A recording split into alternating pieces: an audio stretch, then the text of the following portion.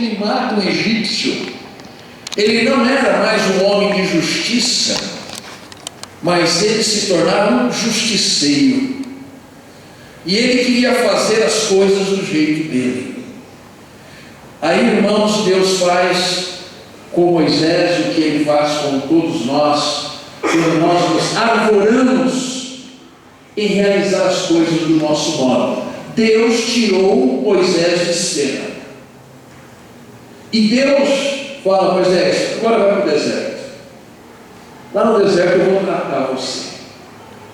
E todas as vezes que nós vemos o deserto aparecer no povo de Deus, diante do povo de Deus, todas as vezes que você e eu passamos pelo deserto, saibamos que Deus está tratando a cada um de nós.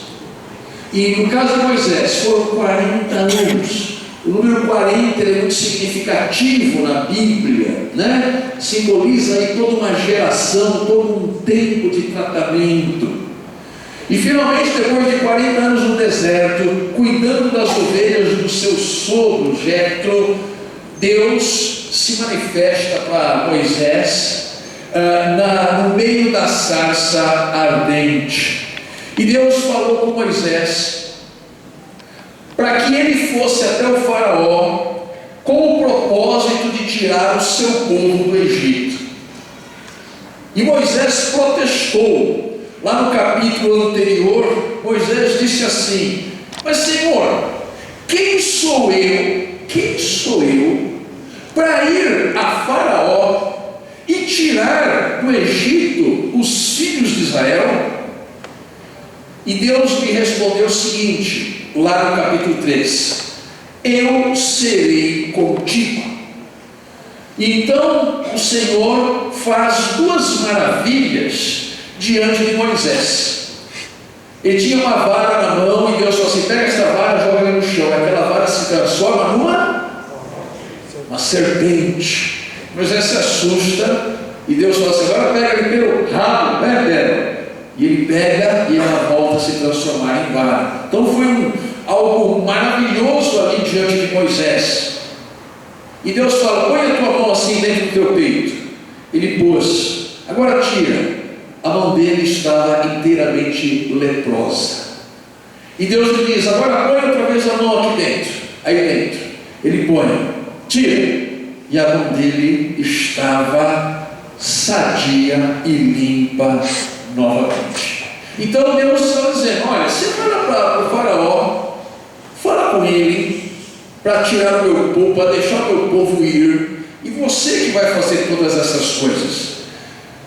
Moisés se assustou. Deus faz essas duas maravilhas na frente dele, porém Moisés não se dá por convencido, e ele sai então com este argumento que nós lemos aqui, que ele imaginava que seria o argumento definitivo para excluí-lo daquela missão. E qual é o argumento definitivo que Moisés apresenta para Deus? Senhor, eu não sei falar, eu tenho problema na boca, na língua, eu sou pesado de boca e pesado de língua. Em outras palavras, Moisés estava dizendo para Deus: Senhor, não vai dar, porque eu tenho um problema. Não vai dar porque eu sou deficiente. Não vai dar porque eu sou inferior aos outros. Quantas vezes, irmãos, nós apresentamos para Deus também as nossas limitações?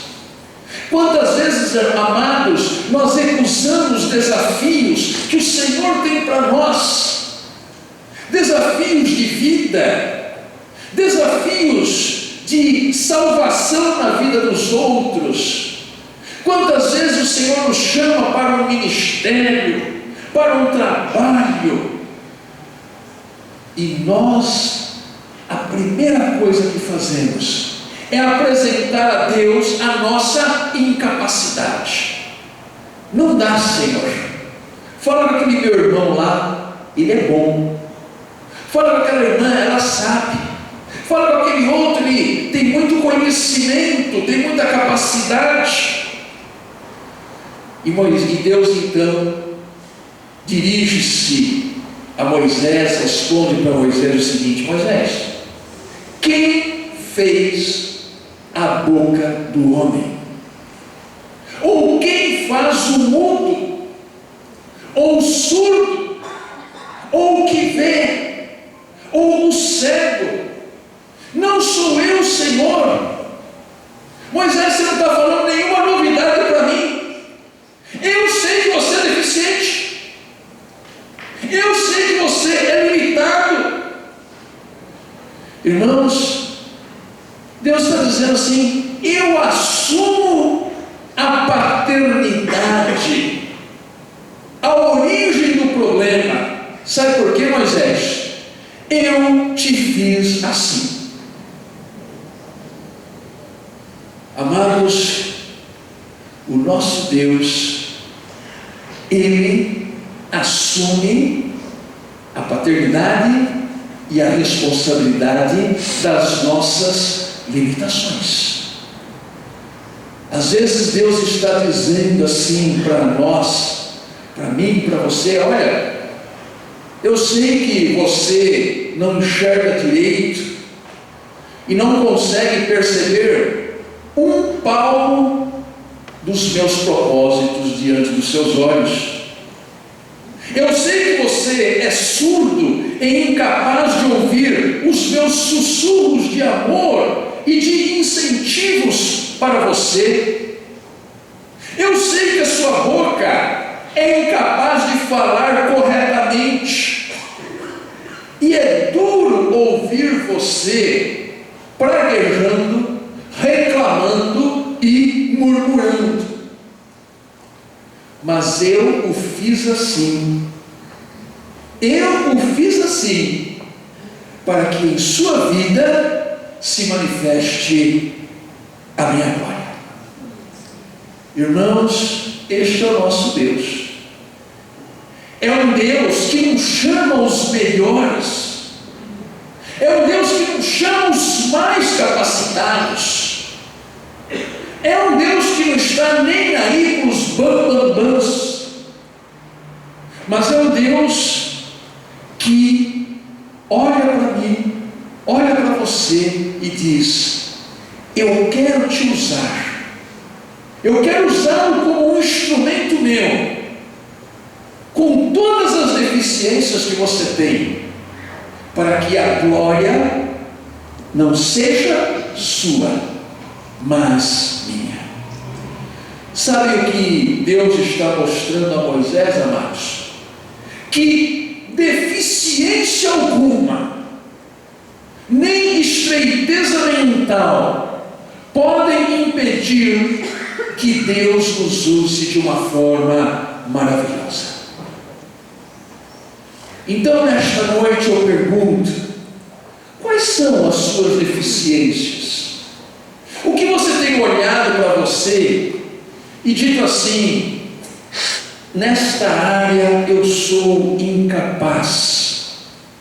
Em quais áreas se encontram as suas dificuldades?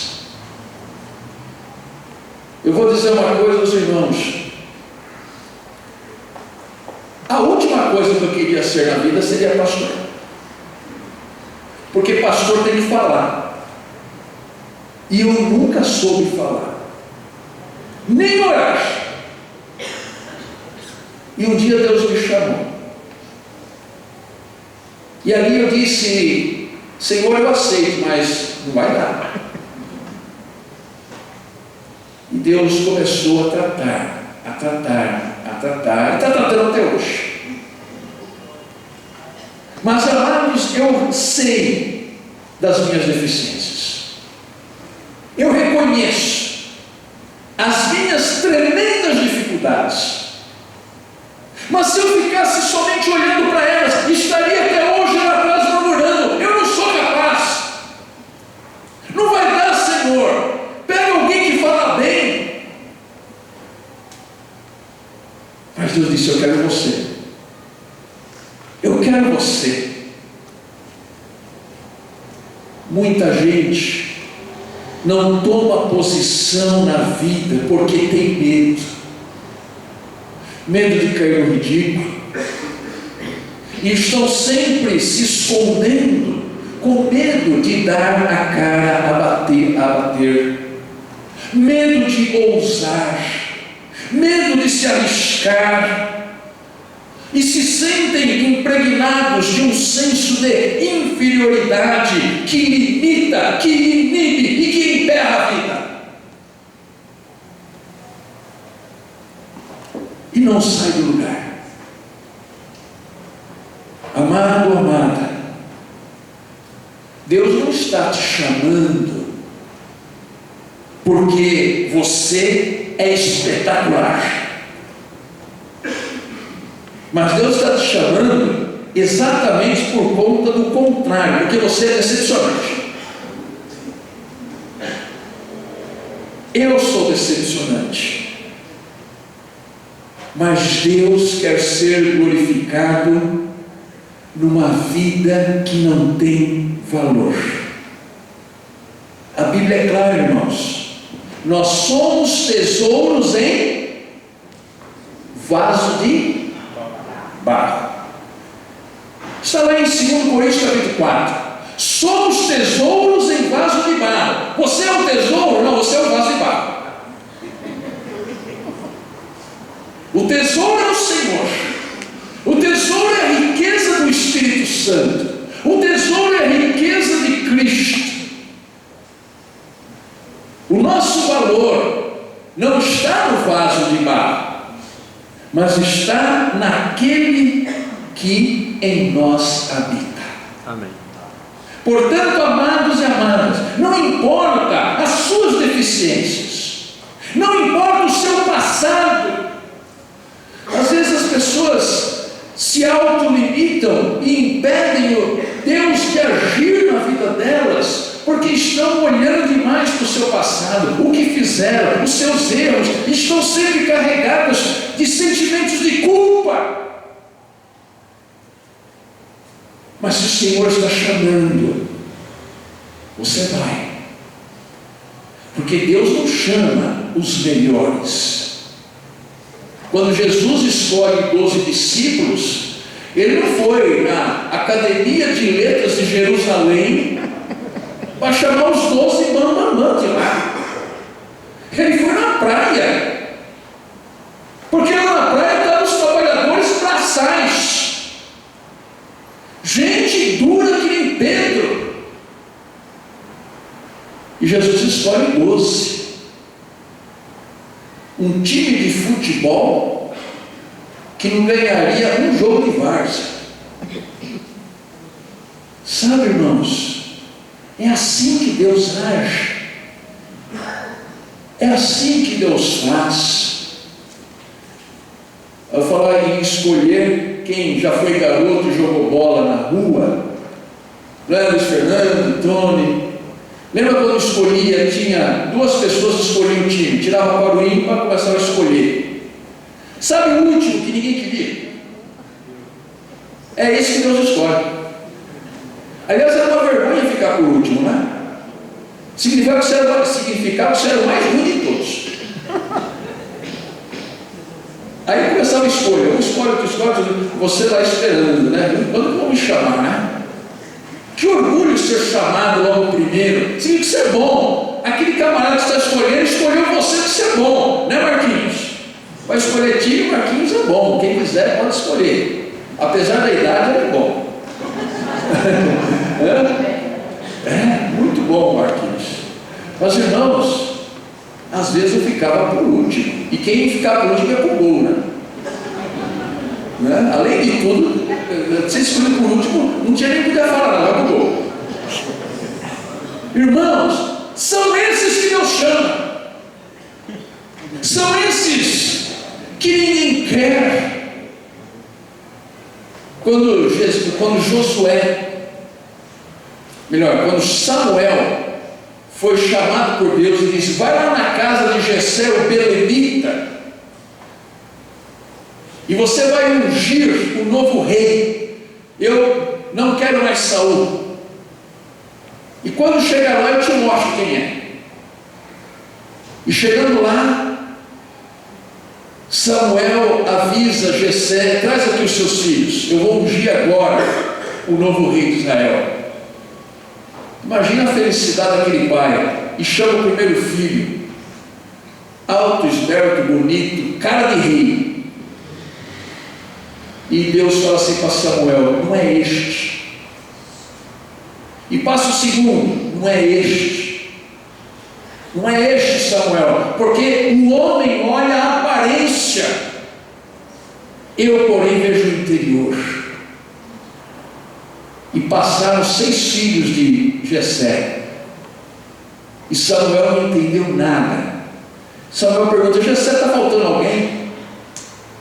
Tá, é um moleque lá com as ovelhas lá. Olha, chama ele lá, chama ele lá. E quando Davi entra, Deus diz: é este. Foi o último, ninguém escolheu Davi, mas Deus escolheu. Irmãos, a obra que Moisés haveria de realizar não dependia de suas qualidades, nem seria impedida pelos seus defeitos, mas dependia do Eterno estar com ele.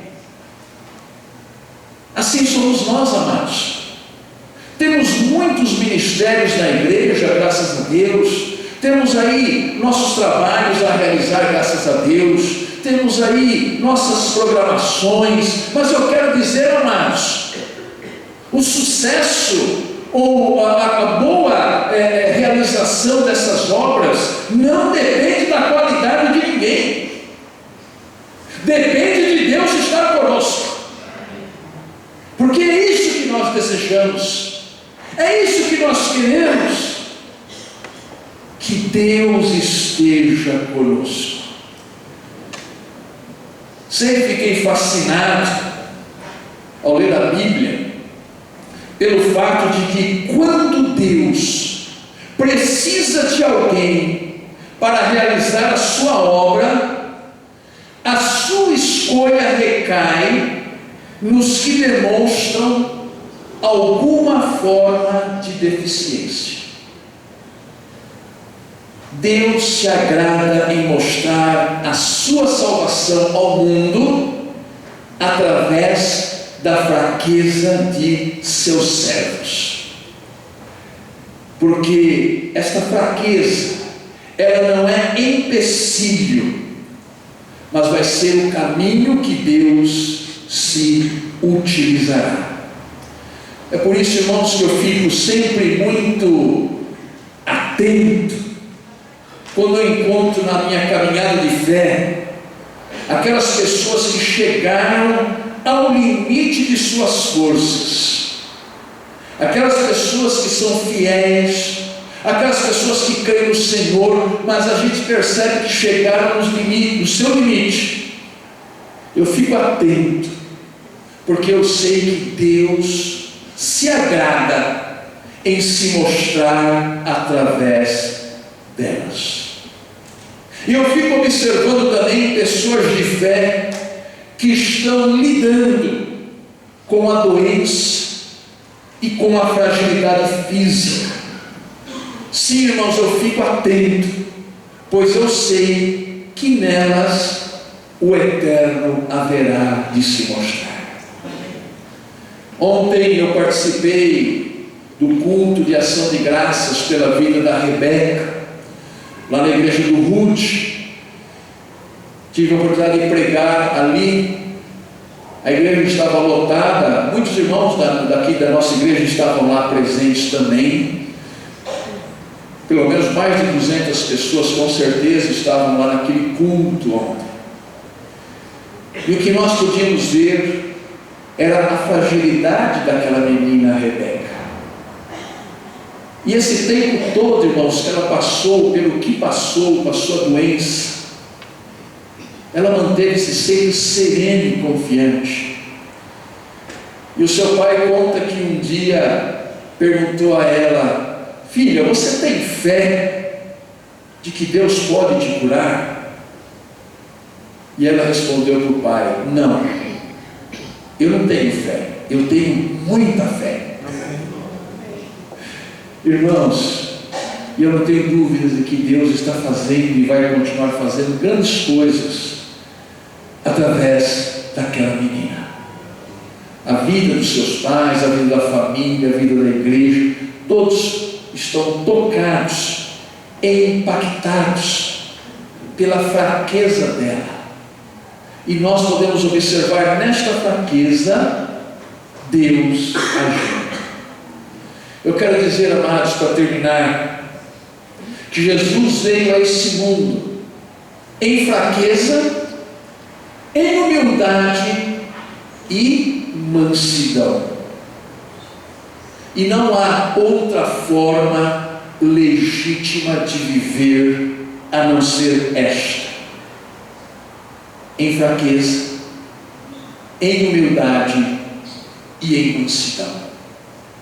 O resto, amados, é ilusão. Vemos no Brasil homens que até há pouco eram poderosos, que até há pouco eram paparicados, que até há pouco todos queriam tirar foto, selfie ao lado deles. Um dos homens, chamado Eike Batista, alguns anos atrás, ele era o 14º do mundo, mais rico. E ele deu uma entrevista dizendo: daqui a 4 anos eu serei o primeiro. Só que ele esqueceu de combinar com Deus. Hoje ele está numa prisão. E poderíamos citar muitos outros para mostrar a ilusão do que é o poder, do que é a beleza. Há muitas formas de poder. Existe o poder pelo dinheiro, existe o poder pela beleza, existe o poder pela capacidade. Não, esqueça. A nossa busca não é esta. O que nós queremos é que os loucos ensinem aos sábios. O que nós queremos é que aqueles que eram os últimos, a partir de Cristo, sejam os primeiros. No reino de Deus é assim, irmãos: surdo compõe, pesado de língua prega, loucos ensinam a sábios e entendidos, pecadores são chamados de santos, estúpidos são revestidos de sabedoria, pequenos e frágeis derrubam gigantes.